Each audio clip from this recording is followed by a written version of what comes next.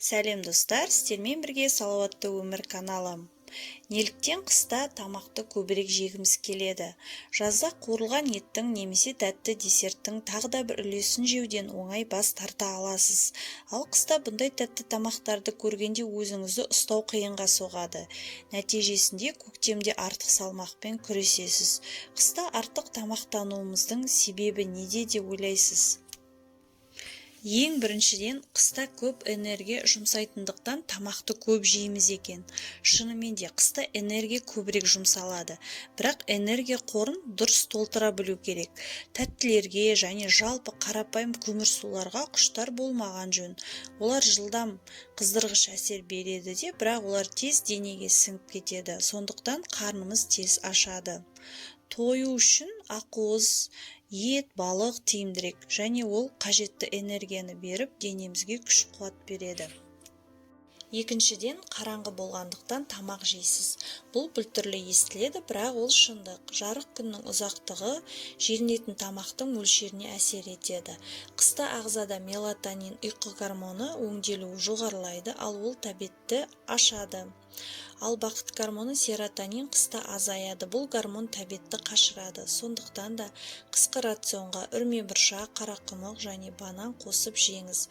Олардың құрамында осы екі маңызды гормонды тепе-теңдікте ұстап тұруға көмектесетін триптофан амин қышқылы болады. Үшінші себеп, қысты күні жиі күйзеліске ұшырағандықтан көңіл күйіміз болмай, көп тамақ жеп қоямыз.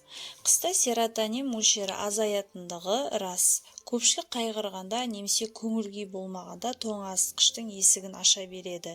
Бұндай жағдайда не істеу керек? Негізгі күйзелісті тамақ жеумен баспаған дұрыс. Егер бұл қиынға соқса, пайдалы тамақтар жеңіз.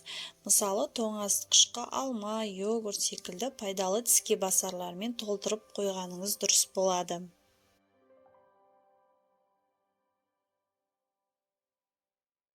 Төртінші себеп, қыста суды аз ішкендіктен тамақты жей бересіз.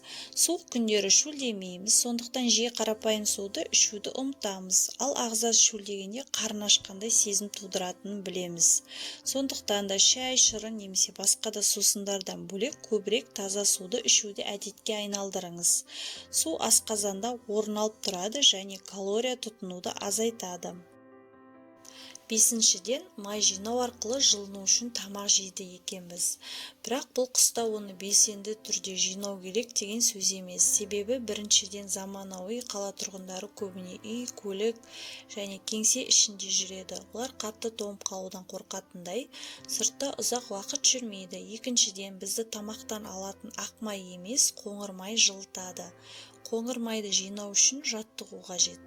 Ғалымдар адам ағзасында иризин деп аталатын қызықты гормон бар екенін анықтады.